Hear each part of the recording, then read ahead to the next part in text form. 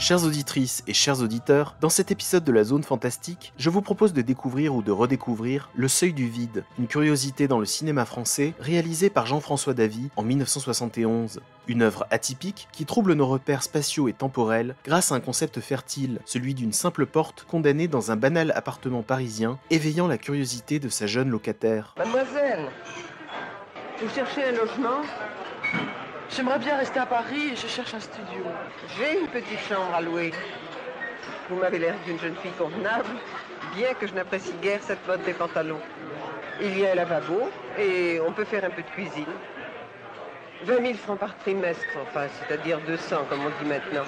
Ce serait trop? 200 francs par trimestre? Je gardais cette chambre pour ma sœur. La pauvre, on n'en aura plus besoin. Je suis désolée. Mais non, ce n'est pas de votre âge.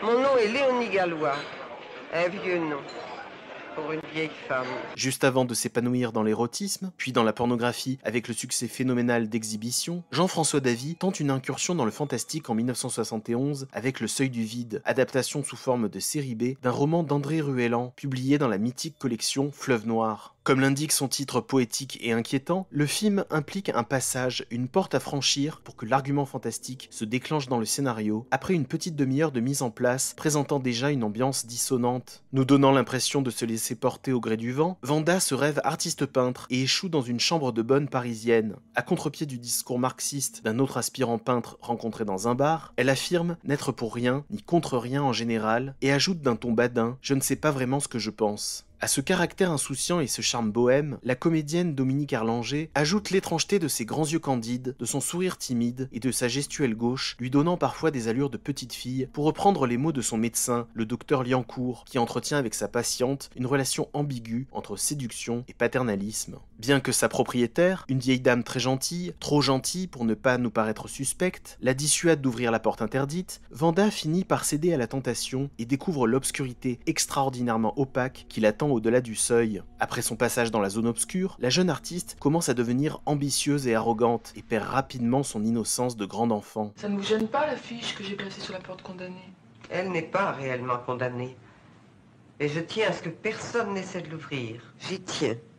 Vous me comprenez, Vanda?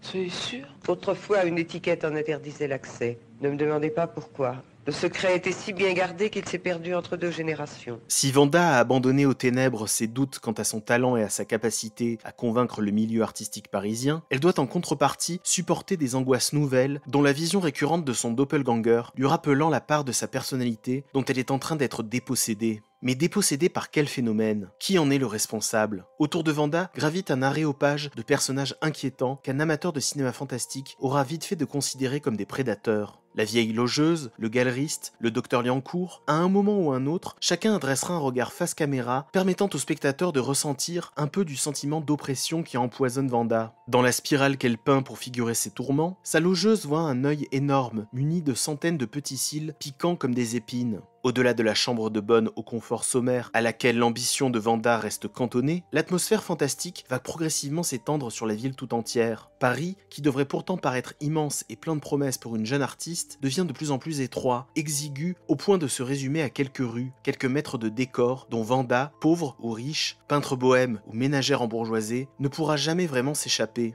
Une représentation cafardeuse, presque kafkaïenne de Paris, qui n'est d'ailleurs pas sans rappeler celle du Locataire, thriller de Roman Polanski, sorti 5 ans plus tard. Et quand se présente à la jeune femme l'occasion de s'éloigner de son quartier, c'est pour participer à un bal costumé dans un château qui échappe à tout repère spatiaux et temporel. Est-il loin de la capitale? Comment Vanda y est-elle parvenue, puisqu'on la voit franchir le seuil à pied? Quand un majordome la raccompagne vers le parking de la demeure en tenant un parapluie, elle prétend s'être garée hors de la propriété et s'enfuit aussitôt sous l'averse. Après cette soirée nous laissant une impression de rêve malsain, la peintre retourne à son décor oppressant, circuit clos sans échappatoire, entre un intérieur, la petite chambre dans laquelle étouffe sa jeunesse, et un extérieur, la rue d'en face, où elle observe depuis sa fenêtre une vieille dame gisant sur le trottoir, présage de sa future condition. Eh bien, ma chère Vanda, vous n'avez pas eu trop de mal à trouver la maison?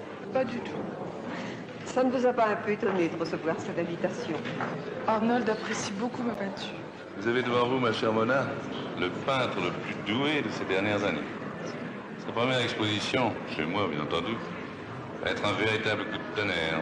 Film court, au montage souvent brut de décoffrage, Le Seuil du Vide donne l'impression que le temps passe trop vite, rendant d'autant plus signifiante la réplique du docteur Liancourt. La fatigue, c'est de la vieillesse qui vient trop tôt. Car c'est bien là la force antagoniste contre laquelle lutte Vanda, cette peur prématurée de ne pouvoir garder l'insouciance de sa jeunesse en n'envisageant que deux perspectives, l'embourgeoisement ou la déchéance. Cependant, Jean-François Davy ne représente pas cette menace comme un mal qui ronge son héroïne de l'intérieur, dépendant seulement de son libre arbitre et de ses traits de caractère, l'amenant à évoluer vers l'une de ses formes de vieillesse ou l'autre. Non, le cinéaste représente cette menace en mal extérieur, personnifiée par cette bande de bourgeois, figures fantastiques qui brassent et entremêlent les hypothèses, adeptes d'une secte, vampires, démons interdimensionnels. Davy ne s'en sert pas seulement de symbole du conflit entre les générations, il les place en intrus dans l'univers de la jeune artiste, plus encore en intrus du commun des mortels, en intrus de la course régulière et saine du temps. Le phénomène maléfique déclenché par l'ouverture de la porte interdite, le temps libéré de cette obscure boîte de Pandore, n'est pas le temps normal, c'est un torrent invisible et corrupteur. La vieillesse n'est plus évolution, mais malédiction.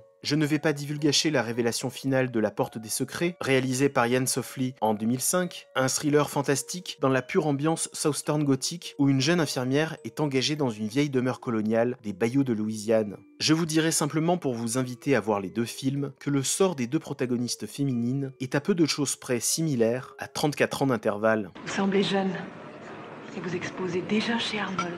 Votre exemple me donne confiance. Merci. C'est curieux. Nous sommes quelques jeunes et tous les autres sont très âgés. C'est qu'il y a surtout des parents pour leurs enfants. Évidemment, je n'avais pas pensé à cela.